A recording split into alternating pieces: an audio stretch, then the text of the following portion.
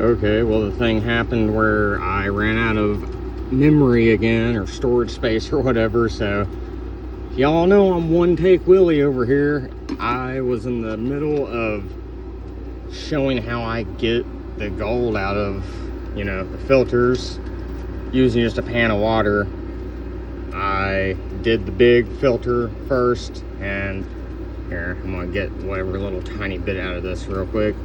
Really, the technique is simple as hell. You just want to press in and go out, and that allows the gold to float for a second and then go down. You can't really like come in like this and then try to get it out. I mean, you can. It's just easier to fill up the filter from the bottom and then let it go out from the side like that. And that kind of helps it from sticking on the very back too. I mean, you're still gonna get a little bit. You'll get rid of that just by dunking it one more time. Hopefully none gets on the sides. That one didn't have much in it anyway, because what I was getting out where the hell am I saying? What I was getting out were these big flakes that I got from, believe it or not, a hair dryer. A hair dryer had 2 gold-plated aluminum heat pads, and not all that's from that, but the good majority of it is, and I can tell how heavy this is already. I used to get it off of the aluminum. I found a pretty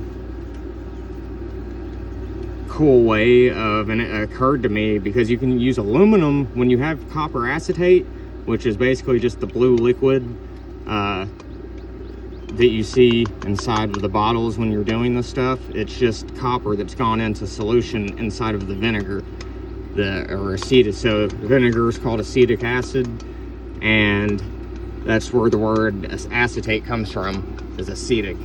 So it turns into copper acetate once it turns blue and has copper in solution. And I just use, oh, well, you can drop the copper out of that by using what they say is a more reactive metal.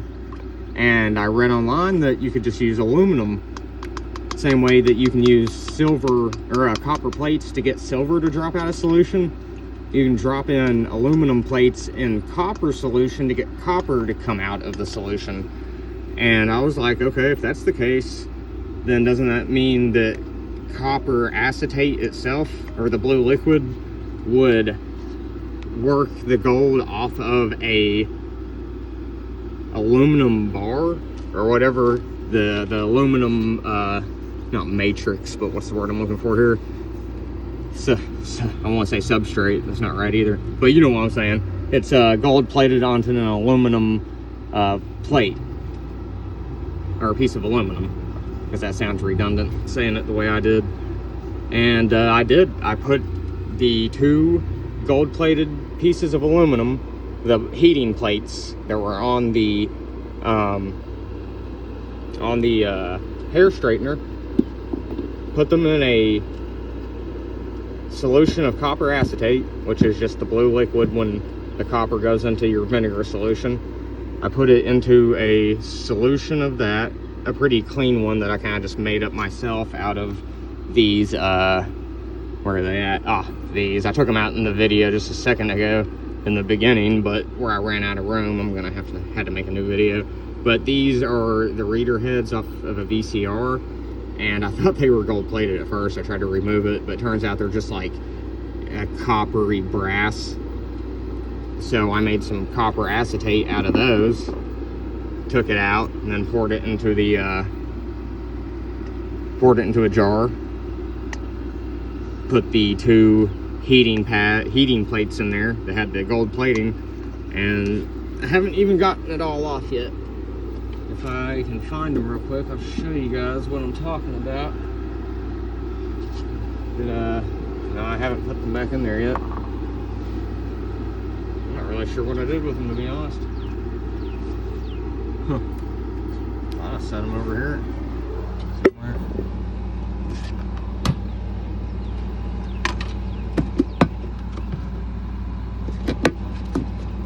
Well, I don't know. done something with them up. Anyway, but yeah, this might be the biggest amount of gold flake I've gotten so far. The real fine stuff that you see right in the front there, that came off of the ends of computer what I want to say, computer cords, the real thin ones that have the they're white and super thin but super wide. Those things you find inside of any kind of device that has a motherboard or a PCB inside of it, you'll find those, and sometimes they'll have gold-plated ends at the very end, a real wide section of them, kind of looks like a gold finger. I cut those off and put them in not copper acetate, put them in that solution of vinegar and hydrogen peroxide, and those come off. Those give me my best amount of gold out of just about anything, honestly. I'm gonna start only doing those, but look at this stuff in the back that came off of the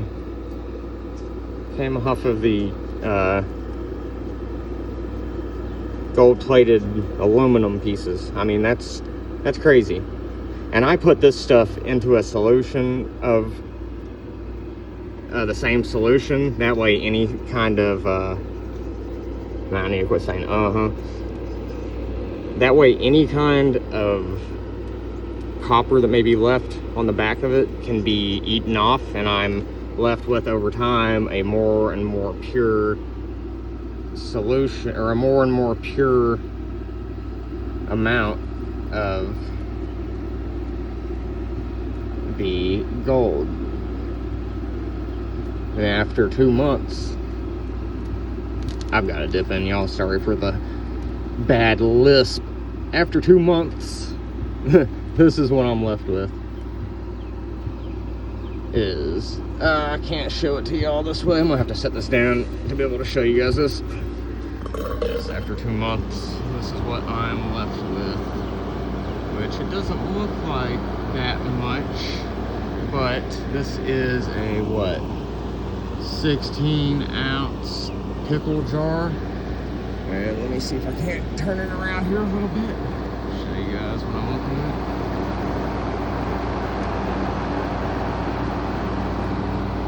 Yeah, that's just, you know, right at 60 days worth of me messing around and collecting.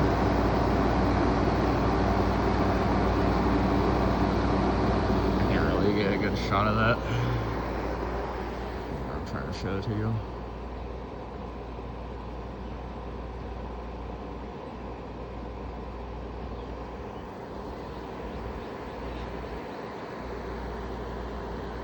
Hell yeah, y'all. This is gonna be my 8th pull I'm putting into here. I hope you guys get out there and start saving up boards and gold yourselves. That's really what I want to see, is everybody start saving up gold, keep it at the landfills. Look at that. And all that crap I was gathering up, I'm taking to the recycling yard. All the boards, all of any of the copper pieces that had, you know, a lot of this stuff has copper underneath of it. So you're not only getting the gold off of it, you're also gonna get whatever copper came with it. Anyway, guys, I love y'all. Peace out. Until next time.